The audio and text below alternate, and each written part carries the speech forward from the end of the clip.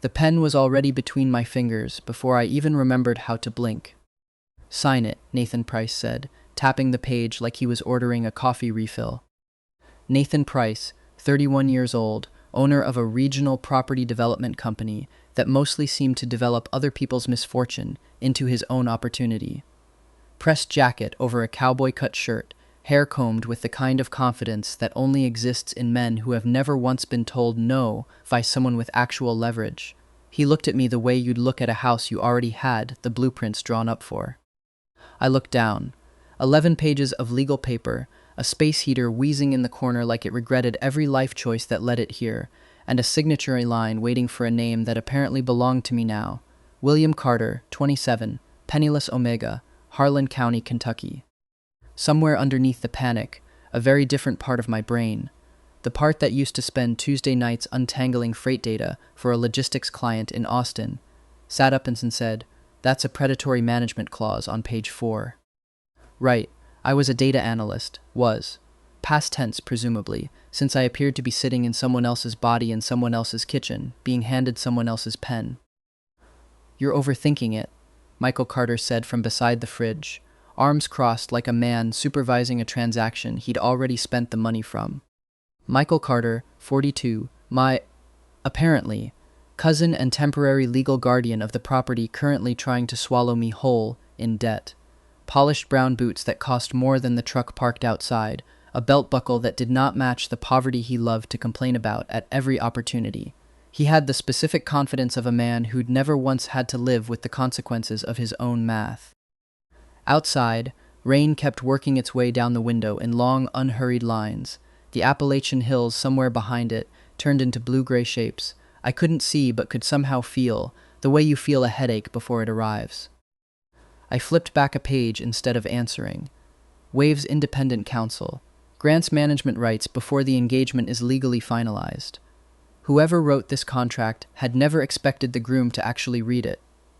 Honestly, if I'd had the energy, I would have told them reading contracts was the single most effort I planned on putting into anything today.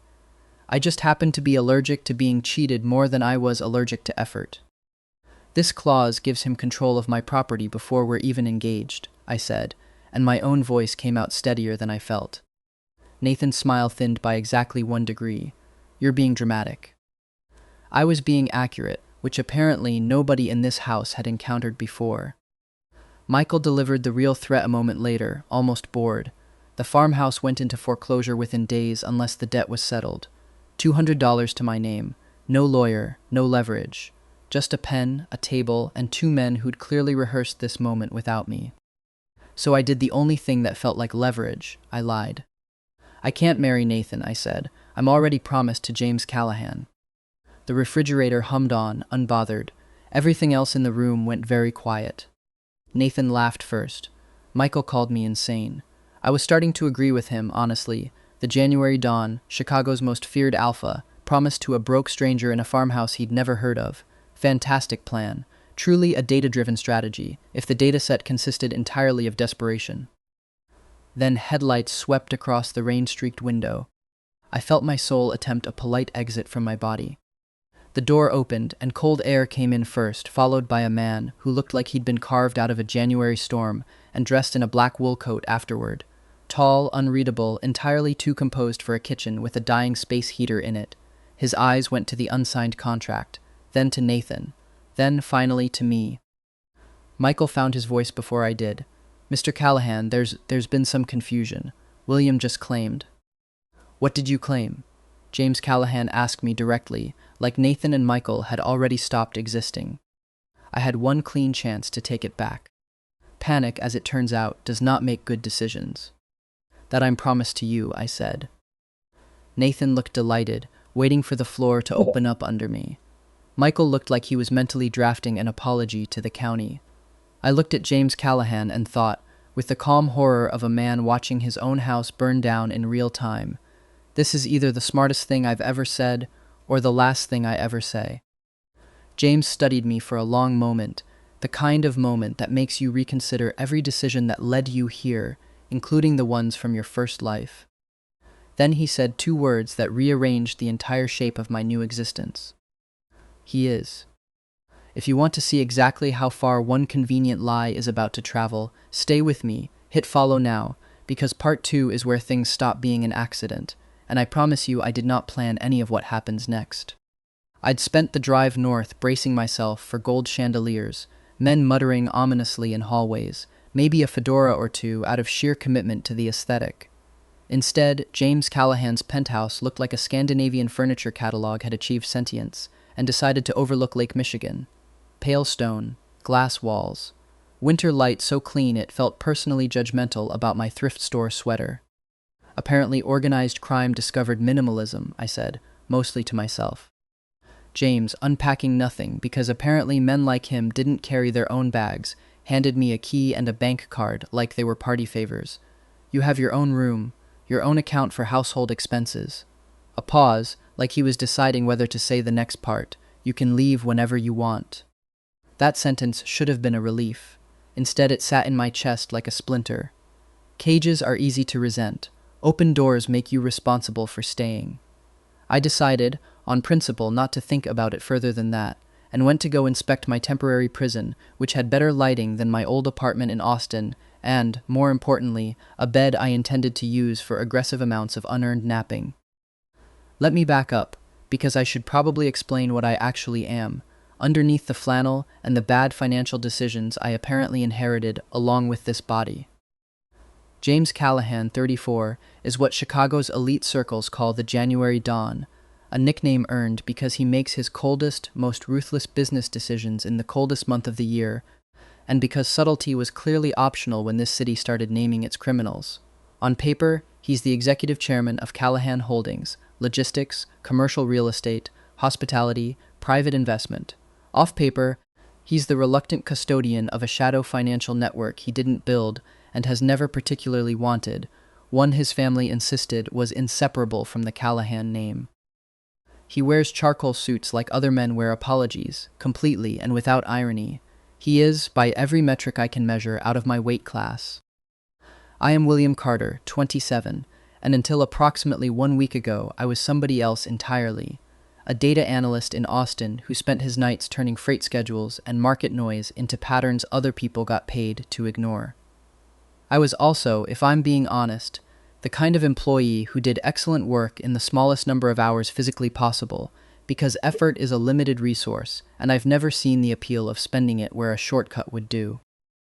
Now I'm apparently also a broke rural Omega who agreed, verbally, in front of 2 witnesses and a dying space heater, to fake an engagement with the most feared alpha in the Midwest, so that a legal team could untangle my inherited debt and some sealed records my dead father left behind. That's the deal. James maintains the fiction publicly. Ethan Brooks handles the paperwork privately. I get my life back, eventually, and disappear. Simple. Except nothing involving James Callahan has been simple so far, including the part where he agreed to marry a stranger over a farmhouse table without blinking. I found out later, in fragments, what he'd actually inherited. 2 things, really. A legitimate empire, logistics, real estate, hospitality, private investment, the kind of portfolio that fills entire floors of downtown buildings with people whose only job is to make his money behave. And underneath that, quieter, older, a network of undeclared financial arrangements he hadn't built and had never particularly wanted, one that every Callahan before him had insisted was simply part of the family name, inseparable, non-negotiable, load-bearing. He didn't inherit poverty. He inherited obligation, which I would eventually learn is a much harder thing to walk away from, because nobody forecloses on obligation. It just sits there, quietly, expecting you to keep paying it forever. I didn't know any of that yet, that first week. What I knew was that he ran a household the way he apparently ran an empire, efficiently, without asking permission, and with an unsettling talent for making generosity look like control until you looked closer and realized it was actually just generosity, delivered by someone who had never learned a softer way to hand it over. Ethan Brooks I met properly on my second morning, when he arrived at the penthouse with a leather folio so color-coded it looked personally offended by disorganization. 36, navy suit, wireframe glasses, the general energy of a man who has spent a decade being the only adult in every room James Callahan enters. "You're smaller than the file suggested," he said by way of introduction. "The file has a height estimate." The file has everything. He set the folio down like it might bite someone. I handle James's legal affairs. I also, unfortunately, now handle yours. I decided I liked him immediately, mostly because he looked deeply unimpressed by the entire arrangement, which made two of us. He walked me through the basics that first morning with the brisk efficiency of a man who had clearly done this exact orientation before, minus the part where the subject of the paperwork was pretending to be someone's fiancé under duress. Household staff would come twice a week and otherwise leave me alone unless I asked. My movements weren't tracked, weren't restricted, weren't reported anywhere except, presumably, in whatever security logs a man like James Callahan kept out of professional habit rather than personal suspicion. I asked him, half joking, whether I was allowed to leave the building without an escort. "You're not a prisoner," Ethan said, in the tone of someone who found the question mildly insulting on James's behalf. "You're an inconvenient legal situation James is handling personally, which, frankly, should worry you more than any security detail would." I decided that was, unfortunately, an accurate way to describe my entire circumstance.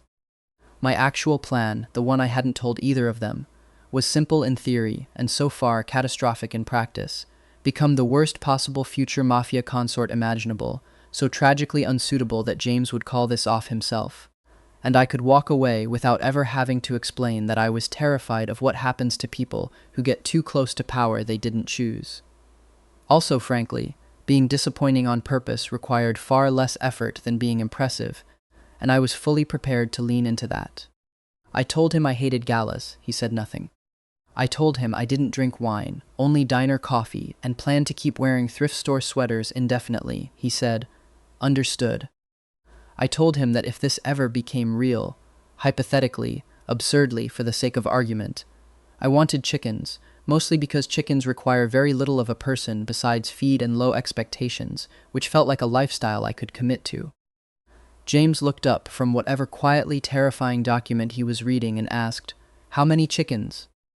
I did not have an answer prepared for that. Neither, apparently, did I have a plan sturdy enough to survive a man who took every deliberately ridiculous demand at completely straight-faced value. The Northstar discovery happened by accident, the way most useful things do, and largely because I was too lazy to buy a new laptop and went digging through the original William's old one instead. I found a folder buried 3 layers deep, encrypted under a username that wasn't Carter at all. Northstar, years of forecasting models, freight bottlenecks, fuel cost anomalies, property risk cycles predicted with an accuracy that would have gotten someone a corner office in my old life. The original William hadn't been the forgettable, easily discarded side character his story wrote him as. He'd been quietly brilliant and quietly terrified of what happened to poor Omegas from nowhere counties who got noticed. So he'd built something extraordinary and buried it where no one would ever connect it to a farmhouse in Harlan County. I recognized the bones of the models instantly. My old job had been doing, professionally and with better software, almost exactly this. 2 lives, 2 sets of hard-won instincts, stacked on top of each other like they'd been waiting for the same person to show up. I didn't tell James. I told myself that was strategic. It was actually just fear wearing a strategy costume, with a light coating of not wanting to do the emotional labor of explaining it. I spent 3 nights quietly cleaning up the older models instead, not because anyone asked, but because it was the kind of problem I actually enjoyed solving, and because leaving broken math unattended has always physically bothered me more than leaving dishes in a sink. By the 4th night, I had a fuel cost anomaly model that ran twice as fast, and a property risk cycle projection that was, if I'm being honest with myself, better than anything I'd built in my old life. 2 lives of instinct, stacked on top of each other, finally speaking the same language. I told no one. I filed it under problems for later, right next to the open door and the coat I kept meaning to give back. The first real problem was a printed report, left carelessly on the kitchen island, and a slice of leftover pie I had absolutely no business eating at 11 in the morning. I wasn't trying to be useful. I want that on the record. I was trying to eat pie in peace. But my eyes landed on a column of numbers the way old habits do, uninvited, and before I could stop myself I said, around a mouthful of crust, "Why are your trucks coming back empty from 2 hubs that are supposed to cross-load each other?" James looked up slowly, the kind of slow that means someone is recalculating you in real time. I pointed at 3 numbers with my fork, because I had, apparently, no shame reserve left. No one's stealing from you. A beat. At least not there. You're scheduling models pricing winter routes like they behave like summer ones. That's the whole problem. How long did you study the report? About 4 bites of pie. He didn't say anything else. He also didn't stop looking at me like I'd rearranged something in his head, which was significantly more alarming than if he'd just been annoyed. Charles Mercer arrived 2 days later to discuss the exact root problem I'd apparently already solved over pastry, and I met him barefoot, in an oversized sweater, eating cereal at noon like a man with absolutely no priorities. Charles Mercer, 51, senior board member of Callahan Holdings, 3-piece suit, a signet ring that looked like it had opinions about people who used dessert forks incorrectly. He spoke the way men speak when they've never once been interrupted in a meeting. He looked at me the way you'd look at a stray that had wandered into a boardroom. James, a word, privately. I kept eating cereal. I called James Jimmy once, purely for the crime of it, and watched Charles's jaw tighten like I'd insulted a war memorial. He left convinced James had temporarily lost his mind over a pretty useless omega, which was frankly the exact impression I'd been engineering. The elevator doors closed. James turned to me. You knew exactly what he meant, about the roots. I'm trying very hard to be disappointing. Try harder, he said, and I caught something quick and involuntary cross his face. Not quite a smile, more like the ghost of one that hadn't cleared it with the rest of him first. That should not have felt like winning. It felt like the opposite of winning, and I didn't have a word yet for what that opposite was. It wasn't all easy charm and near smiles, though. A week later, I made the mistake of turning down an event James had already arranged for both of us. A routine donor dinner, nothing dramatic. I just genuinely didn't want to go and said so. He didn't take it well. Not loudly. James didn't do loud, but there was a flatness that came into his voice, a coldness I hadn't heard directed at me before. Everyone who's ever asked me for something has wanted it in exchange for something else, he said. I arranged the dinner. You're declining it. I'd like to understand why, instead of just being told no. Because I'm allowed to say no, I said, matching his flatness with my own. That's the whole point of the account you gave me, the clothes you let me choose, all of it. If I only get to say yes, none of it means anything. He didn't respond right away. For a long moment, I thought I'd finally found the edge of his patience. The place where the fake fiancé stopped being an amusing puzzle and started being an inconvenience he'd regret keeping around. Instead, he exhaled, slow, like he was setting something down. You're right, he said. I don't like it, but you're right. It wasn't a big moment. There was no music swelling, no dramatic reconciliation. Just a man forcing himself, visibly, to choose trust over habit, and me watching him do it and understanding, for the first time, exactly how much that habit had cost him to build in the first place. The friction came the next week, and it came from a direction I hadn't planned for. James had quietly instructed Ethan to block Nathan Price's attempt to acquire the Kentucky property. Efficient, decisive, exactly the kind of move you'd expect from a man who solved problems the way other people breathed. He hadn't asked me first. You handled it without asking me, I said, once I found out. It was the fastest way. I didn't ask for the fastest way. My voice came out sharper than I meant it to, which surprised both of us. You protected my property. Fine, but if you make every decision for me, you're just a better-dressed version of the people I already escaped. For the first time since I'd met him, James Callahan looked like a man who'd been told no, and genuinely didn't know what shape to make his face into.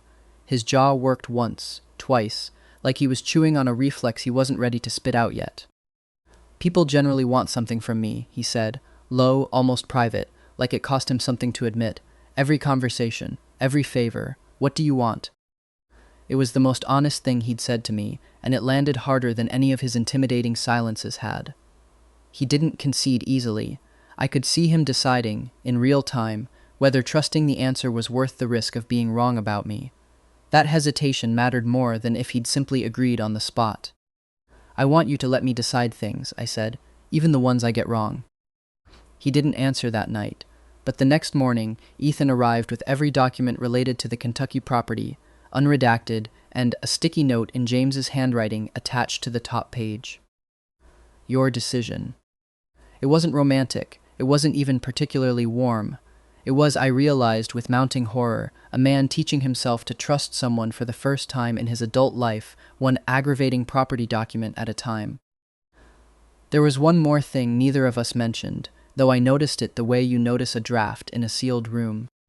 My system, irregular, medication-dependent, prone to migraines around unfamiliar alphas, went strangely, suspiciously calm whenever James was nearby.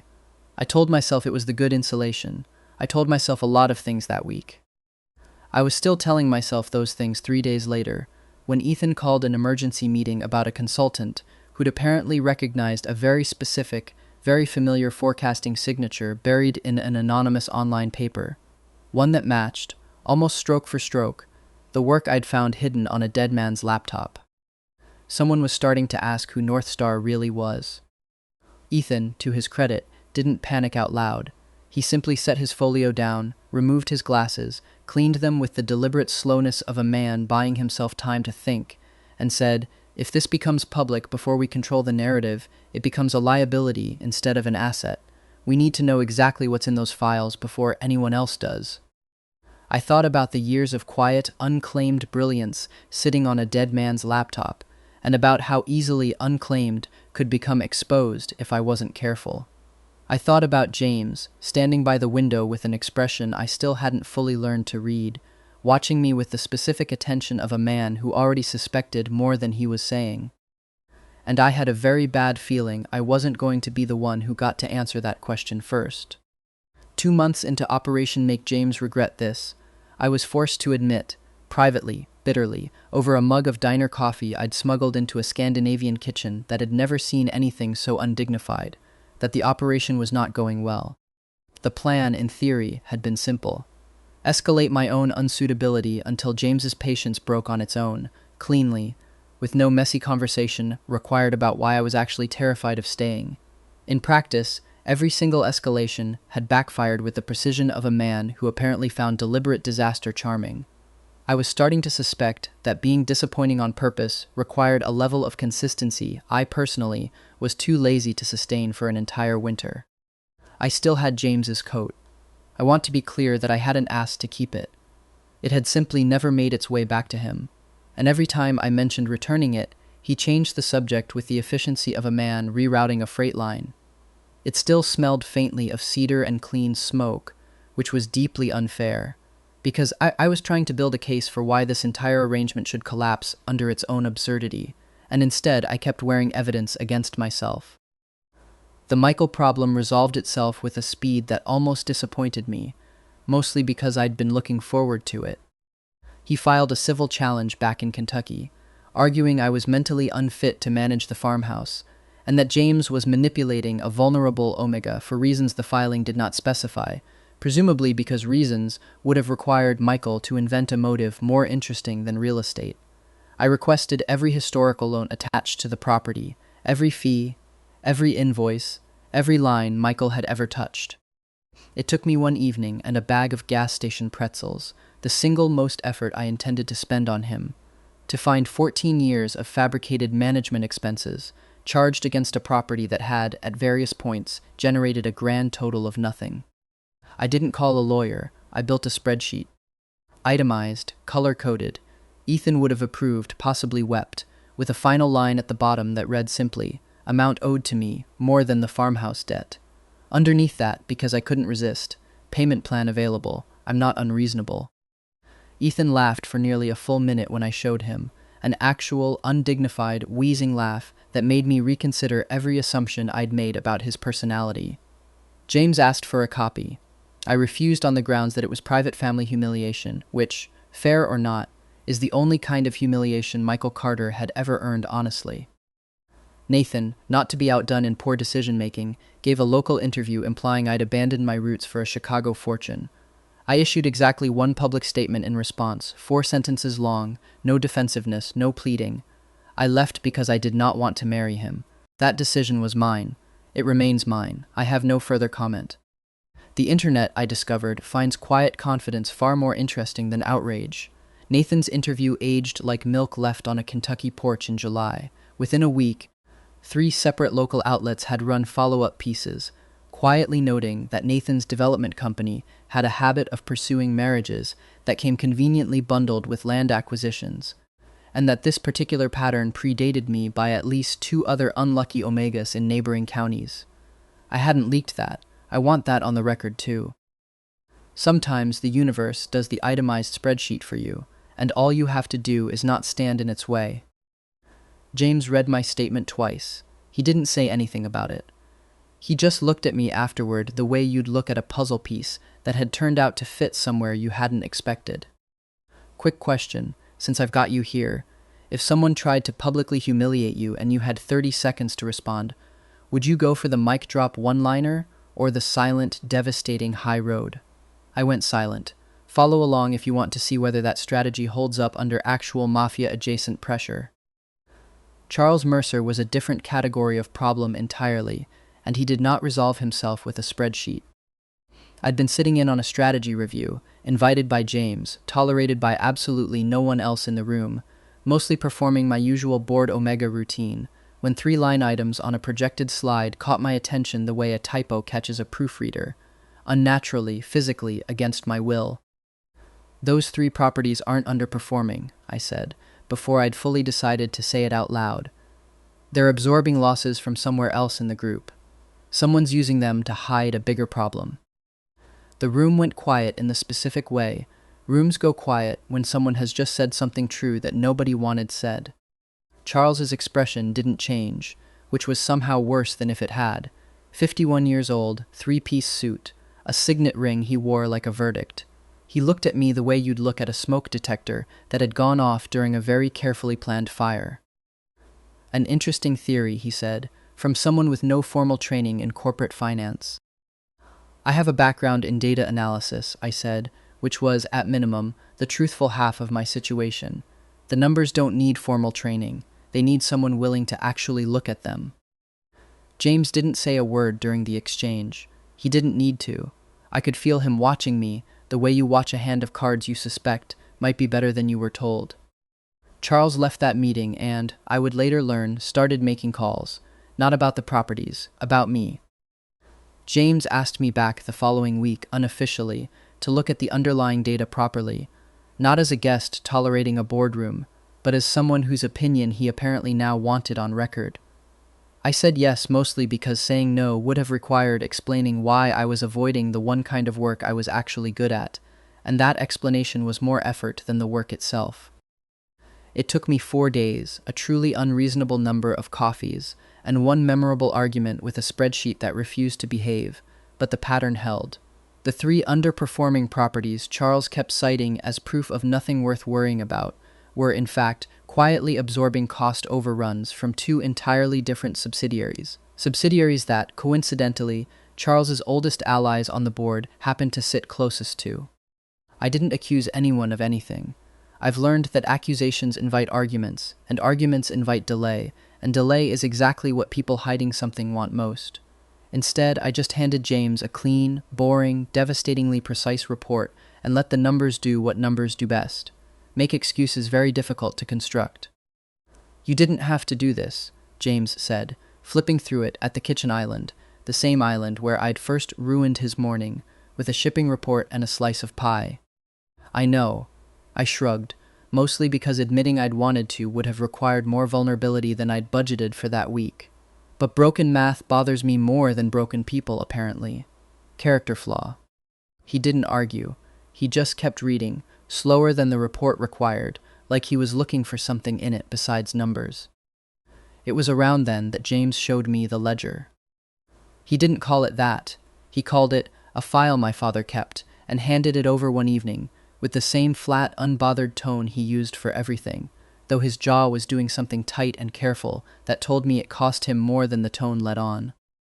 Inside was a decade-old contracting agreement, my father's signature at the bottom, alongside a Callahan subsidiary logo I recognized from Ethan's folio. My father had done accounting work for them once, quietly, years before any of this. There was a note in the margin, in handwriting too neat to be anyone but a young, exacting James. Good instincts, terrible filing system. He flagged an inconsistency no one else caught, James said. Cost him the contract. He wouldn't back down on it. I sat there holding a piece of paper that connected a dead man I'd never met to a life I'd fallen into sideways, and felt something shift that I didn't have a spreadsheet for. Sounds familiar, I said, mostly to keep my voice from doing anything embarrassing. James looked at me for a long moment. It runs in the family, apparently. I didn't correct him.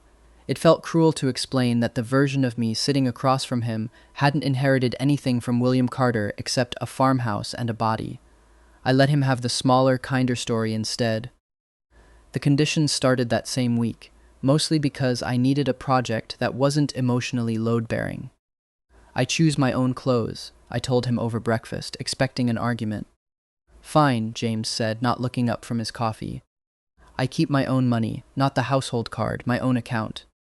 There was a pause before he answered, half a second longer than I expected, like he was weighing whether an account with no strings on it was a risk he was actually willing to take, not just a line he intended to concede on reflex.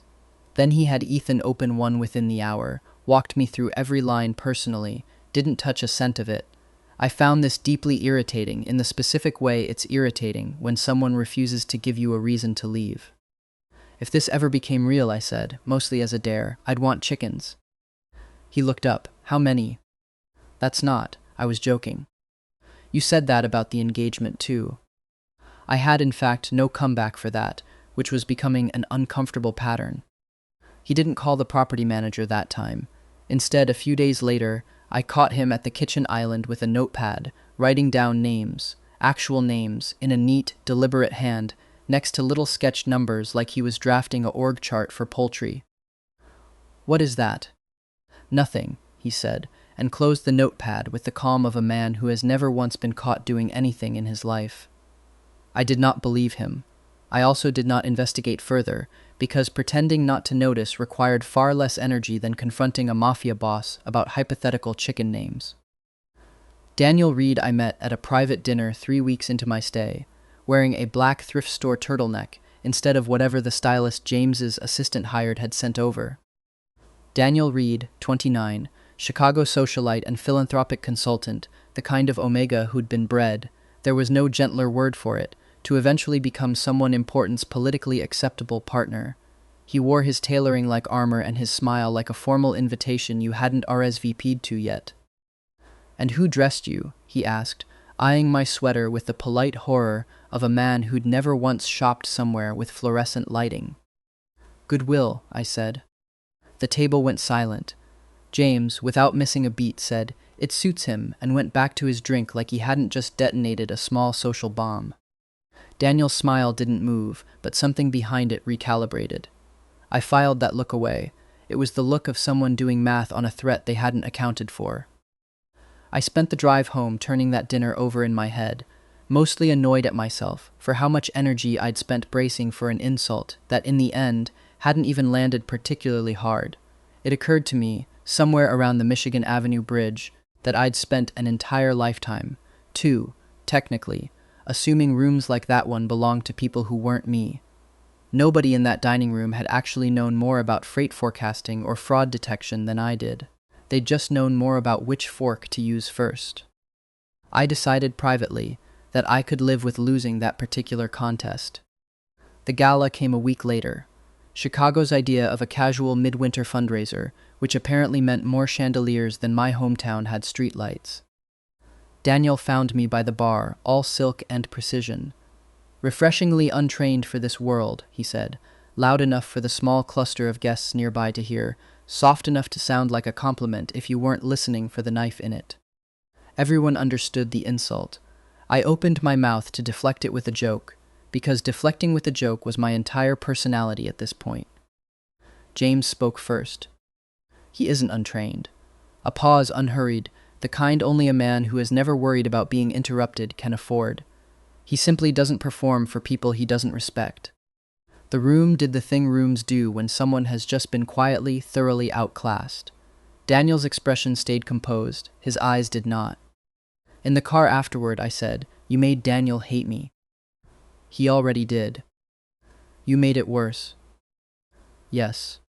I laughed despite myself, and James watched me do it, like he was filing the sound away somewhere, for later, the way I'd caught him doing with the chicken names.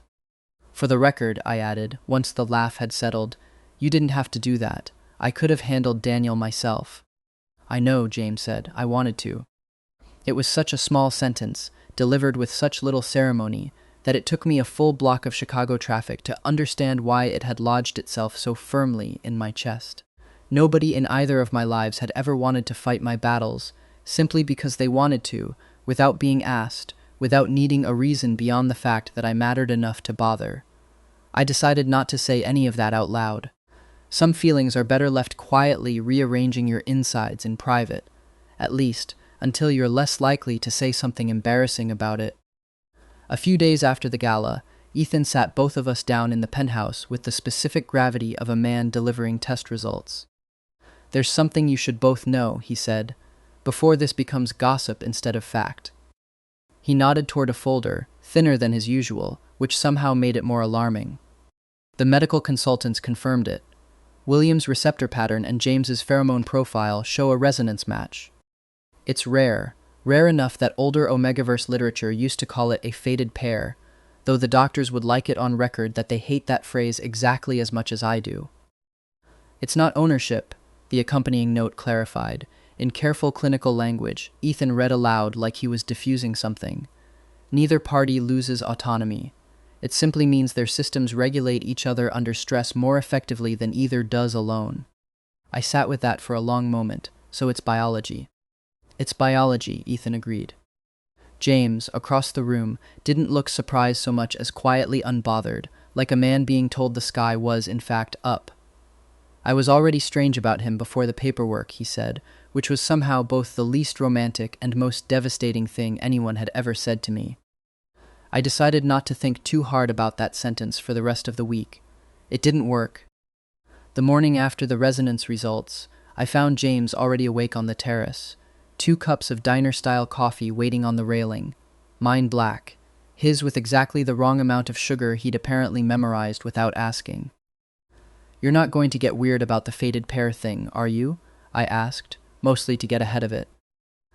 I was already weird about you before the lab results, he said, which I'd decided was quickly becoming his signature move. Taking a question meant to diffuse tension and answering it so plainly that it detonated instead. That's not an answer. It's the only one I have. He handed me the coffee. Biology explaining something I already knew doesn't make it more true. It just makes it easier to put in a report. I stared at him for a long moment, coffee cooling in my hand, and thought, not for the first time, and certainly not for the last, that James Callahan had an infuriating habit of being far more emotionally literate than a man who ran half the difficult money in the Midwest had any right to be. You've been practicing that line, I accused. A little, he admitted, and for once didn't even try to deny it, which somehow made it worse. 2 days later, Charles requested a private meeting with the board's oldest members, the kind of meeting Ethan only found out about because he still had allies from his father's generation. He didn't come to me directly. He didn't need to. Word came through Ethan instead, delivered flat and careful over coffee in the penthouse kitchen. Charles was arguing, quietly and to the right people, that James's judgment had become compromised, that an untrained, unvetted Omega with mysterious financial instincts had no business sitting in strategy meetings, let alone influencing a man who controlled half the difficult money in the Midwest. He's building a case, Ethan said, not against you specifically, against the idea of you. Convenient timing, I said, with Daniel currently very interested in the specifics of who I actually am. Ethan didn't answer that, which was its own kind of answer. That night I found James on the terrace, coat off despite the cold, looking at the city like it owed him something. Charles thinks I'm a liability, I said. Charles thinks anyone he can't fully predict is a liability. He didn't turn around. He's not entirely wrong about you. I came to stand beside him, close enough to feel the quiet warmth radiating off him even in the wind. Should I be offended? No. A pause, longer than his usual ones. You read a shipping report over Pi and found a problem 3 executives missed. You built a financial model that apparently has consultants asking questions I can't fully answer. You walk into rooms like Daniel Reed's and leave him recalculating his entire evening. He finally looked at me. I don't think you're unpredictable, William. I think you've been hiding exactly how sharp you are, and I'd very much like to know why. There it was, spoken plainly, no polite exit available. I opened my mouth to deflect the way I always did, and found, for once, that the joke wasn't there when I reached for it. That's a longer conversation, I said instead. I have time. I didn't, not that night.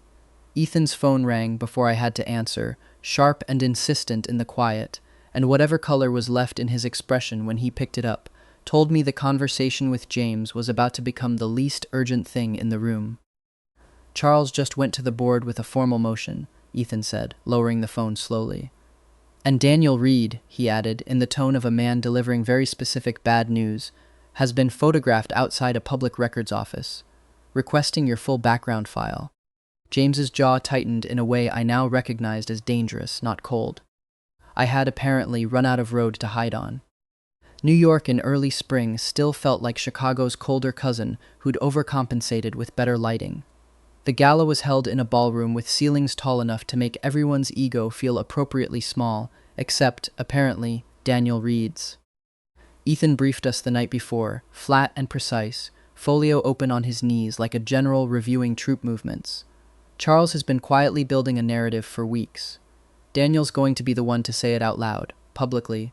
At the exact moment it'll do the most damage. We think it's tonight. He glanced at me. And that records request Daniel filed? It's how we found out someone tipped him toward the Northstar rumor in the first place. He wasn't digging blind. Charles fed him the thread and let him think he found it himself. Comforting, I said. So I'm being ambushed by a rumor Charles planted, and Daniel's too proud to admit he didn't discover on his own. Essentially. I sat with that for a moment, turning it over. It should have made me angrier than it did. Being used as a pawn in someone else's boardroom war, my name handed to Daniel like a loaded gun he didn't even know he'd been given. Instead, mostly, it just made the whole thing feel smaller. Charles hadn't found anything real about me. He'd found a rumor and pointed a proud man at it. That wasn't a conspiracy. That was just laziness with better tailoring. James read the last of Ethan's notes in silence, then looked up at me like a man recalculating the entire shape of a person he'd already decided he liked. You could have told me about Northstar sooner. I was trying to be disappointing. You told me to try harder. He didn't smile, but something in his face did the thing that on him passed for one. A small loosening around the eyes I was starting to be able to read like a second language. The confrontation happened exactly where Ethan predicted, center of the room, champagne flute in hand, Daniel's timing so precise it was almost admirable. I have a question for William, he announced, pitched perfectly to Carrie, since we're all so curious about Chicago's newest edition. He turned to me with a smile sharp enough to open mail. Did you or did you not lie about being engaged to James Callahan the very first day you met him? The room did the specific hush that only happens when several hundred wealthy people smell blood. I had a choice here, deflect, charm my way around it, buy time. I'd spent my entire life, both of them apparently, being underestimated by people who assumed a quiet exterior meant nothing dangerous was underneath it. I was tired of proving that wrong quietly. Yes, I said. The whisper that went through the room was almost satisfying in its predictability. I was being pressured into an engagement I didn't want, in a kitchen in Kentucky, by two men who'd already decided my future for me. I continued, voice level unhurried, the tone I used to use presenting quarterly forecasts to men who didn't think a data analyst from Austin had anything worth saying. James happened to walk through the door at the worst possible moment. I used his name because it was the only name in that county. Everyone was too afraid to challenge. I looked at James. He hadn't moved. I expected him to deny it, I said. He didn't. A ripple of something that wasn't quite laughter moved through the crowd.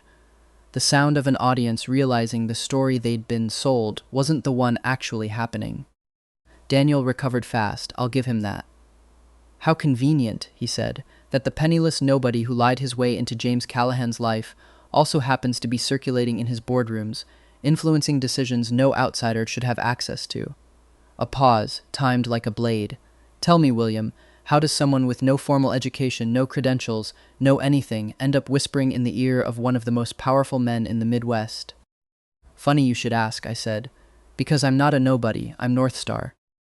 I watched the exact moment it landed. Daniel's expression didn't crack so much as recalibrate in real time, the way a machine does when it's been fed information it wasn't built to process. The anonymous freight forecaster, someone near the front murmured, loud enough to be heard. The one 3 consulting firms tried to poach for 2 years and couldn't find? That's the one, I said. I built the models your logistics people have been quietly citing without attribution since I was 22. I'm also, apparently, the Penniless Omega from Kentucky Daniel. Just spent 30 seconds explaining shouldn't be trusted with a boardroom conversation. I let that sit a moment. Small world. Ethan, standing just behind James with the composed patience of a man who'd clearly been waiting his entire career for this exact sentence, stepped forward and handed the verified authorship documentation to the nearest reporter with the calm efficiency of someone delivering a menu. Charles, who'd been positioned near the back, visible now that the crowd had thinned around him like he'd developed a sudden, contagious smell, went very still. His whole campaign had rested on one premise, that I was a liability James couldn't fully vet. That premise had just publicly incinerated itself, in front of the exact people whose opinions he'd spent weeks cultivating. If you had to guess right now, who do you think regrets tonight more, Daniel or Charles? Drop your vote before you keep reading. I already know mine, but I'm biased. I could have stopped there. Winning felt good, in the sharp, satisfying way winning always did, but I owed the room, and James. One more truth, the uncomfortable one, the one I'd been avoiding since the night I left a ring on his desk. There's something else, I said, and the room, sensing more, went quiet again. I told James a few weeks ago that the only way I'd ever stay was if he gave up everything about his family's business that couldn't survive daylight. The shadow network. All of it. I looked at him. I meant it as an impossible condition. I thought if I asked for something he'd never actually do, I'd have a clean reason to leave before I had to admit I didn't want to. The admission cost me more than the earlier one had. James's expression didn't change, but something behind his eyes did. Recognition, maybe, or relief that I'd finally said out loud what he'd clearly already suspected. I wasn't testing him, I said. I was scared. There's a difference, and I only figured that out after he said yes.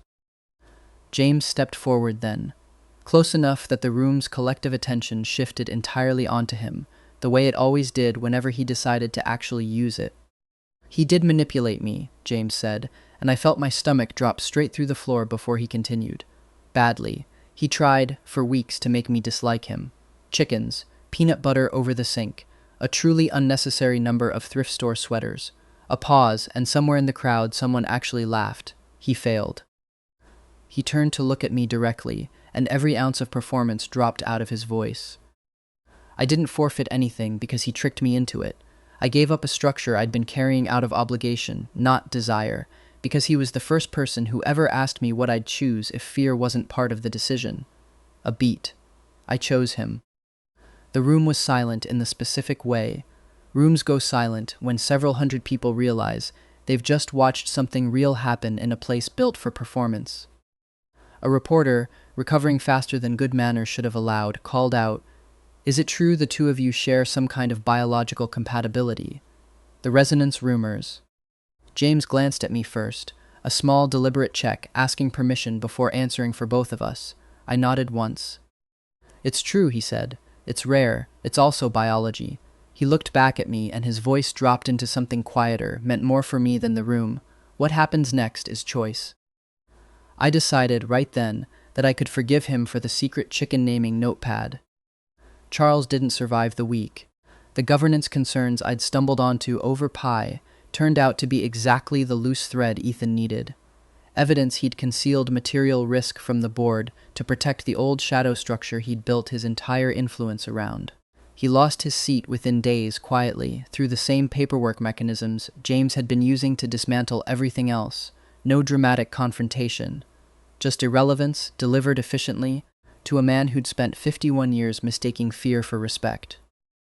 Daniel didn't get destroyed, not the way he'd clearly assumed I would be. His social standing simply deflated, slowly, as people quietly recalculated exactly how much of his authority had rested on assumptions about who deserved a seat at the table. I watched him leave early, spine straight, dignity intact but noticeably lighter, like a man who'd learned his blade, only worked on people who hadn't already decided not to bleed for him. James found me by the window afterward, city lights scattered below like something spilled and never cleaned up. "You could have told me about Northstar sooner," he said again, softer this time. "I know." "Why didn't you?" "I thought about lying. Out of habit. I didn't. Because the version of me that people underestimate has always been safer than the version they respect. Respect gets noticed. Noticed gets taken." He was quiet for a moment. I noticed the first version anyway. "I know," I said again, softer this time. "That was the problem." He reached over and, without asking, took my hand, not performative, not for the room, which had mostly forgotten us by now, in favor of gossiping about Charles's downfall. Just a quiet, deliberate weight against my palm.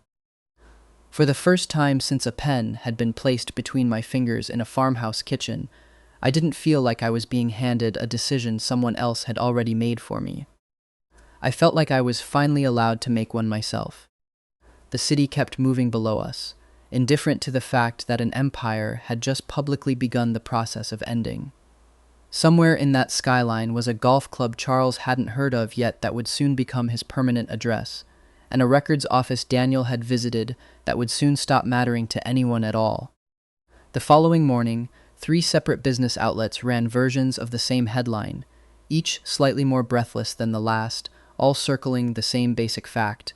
The January dawn had publicly chosen love over legacy, and in doing so had apparently decided to walk away from the very structure that made him untouchable. Ethan forwarded me each one with a single-word commentary, unbelievable, incredible, exhausting, that told me more about his morning than the articles themselves did. I read exactly one of them in full, mostly out of curiosity about how strangers were narrating a story I'd actually lived through, and found it strange and a little funny how differently it read from the outside. On paper, I was a mysterious financial prodigy who'd swept in and dismantled a criminal empire through sheer strategic brilliance. In reality, I'd mostly just been terrified, stubborn, and extremely good at spreadsheets. I decided not to correct the record.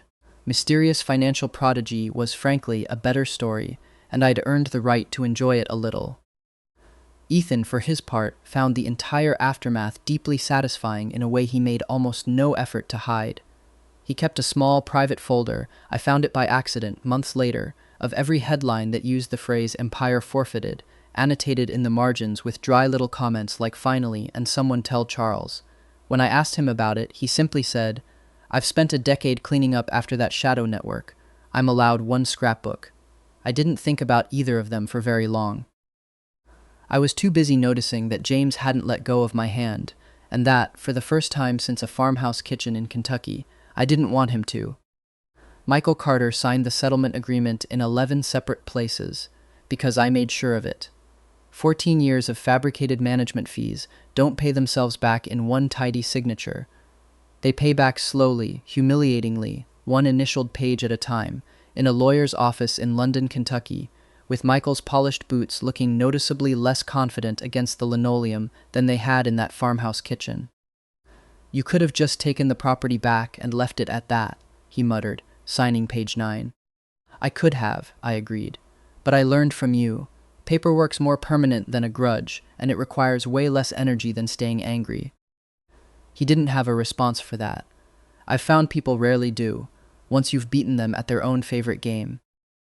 Nathan's formal apology arrived by certified mail 2 weeks later, stiff, lawyer-vetted, carefully worded to avoid admitting anything a defamation suit could use against him. I had it framed anyway and hung it in the farmhouse hallway, right next to the door. "Why?" James asked, the first time he saw it, in the tone of a man genuinely trying to understand my decision-making process after nearly a year of practice. "It improves the room," I said, and he didn't argue, mostly because by then he'd learned exactly which arguments weren't winnable. Charles Mercer, last I heard, had taken up permanent residence at a golf club 2 states away, telling anyone who'd listen a version of events where he'd been the reasonable one. Nobody with any actual standing in Chicago returned his calls anymore. For a man who'd spent 51 years mistaking fear for respect, irrelevance turned out to be a sharper punishment than anything Ethan's paperwork could have engineered on purpose. Daniel Reed I ran into exactly once more, at a smaller, quieter gathering the following spring. He looked at me, really looked, the way people do when they've had a year to sit with being wrong about someone, and said, simply, "You were better at this than I gave you credit for." "You weren't wrong about one thing," I told him. "I did arrive in Chicago with no money." He waited, wary, for the rest of the sentence to turn into a blade. "I just didn't realize that was supposed to make me stupid," I said, and left it there. He didn't have anything to say back. That, I've decided, was punishment enough, not ruin, just the quiet, permanent deflation of a man who'd built his whole identity on being harder to underestimate than the people around him. The empire took the better part of a year to fully come apart, which surprised no one more than me. Dismantling a criminal financial network your family spent 3 generations building isn't a single dramatic signature. It's audits and disclosures and voluntary settlements, and a truly exhausting number of meetings Ethan sat through so neither of us had to. "This is the last one," Ethan said, the day the final divestiture cleared, sliding the document across James's desk with the weary satisfaction of a marathon runner crossing a finish line he'd stopped believing existed somewhere around month 7. James signed it without ceremony, set the pen down, looked, for a moment, like a man setting down a weight he'd been carrying so long he'd forgotten it wasn't part of his own skeleton. "Still the January dawn?" I asked. "Legally, no." A small, tired curve at one corner of his mouth, more relief than amusement. "Reputationally, I suspect it'll take longer than paperwork." The legitimate businesses stayed. Logistics, real estate, hospitality, all of it. Under governance transparent enough that even Charles's old allies couldn't find a shadow to hide in anymore. James remained chairman through the transition. He also, somewhere in that same year, learned how to use a slow cooker, which I consider a far more impressive accomplishment. I asked him once, near the end of that year, whether he regretted any of it. The divestitures, the scrutiny, the sheer administrative exhaustion of turning a shadow network into something that could survive being looked at directly. "No," he said, without needing to think about it, which somehow made the answer land harder than if he'd deliberated. "I spent 34 years being told the empire was the only inheritance worth protecting. Turns out I just needed someone to ask what I'd protect instead, if I got to choose." I didn't have a clever line ready for that one. I just reached over and took his hand, the same unhurried way he'd once taken mine by a window in New York, and let the silence say the rest. Ethan stayed on as general counsel through the whole transition, and somewhere around month 9, he stopped bothering to hide how much he enjoyed watching the old guard lose relevance one filing at a time. "I used to think this job was mostly damage control," he told me once, closing a folder with the satisfaction of a man finishing a very good meal. "Turns out it's mostly just paperwork with a body count of 0 and a surprisingly high comedy value." I didn't disagree. I'd built an entire spreadsheet empire on exactly that principle. More than a year after that gala in New York, on a spring evening loud with rain against the porch roof, and quiet with everything else, he proposed for real at the Kentucky farmhouse. He wore jeans, badly, the kind of badly that only a man who has spent his entire adult life in tailored suits can achieve, like the denim itself was filing a formal complaint.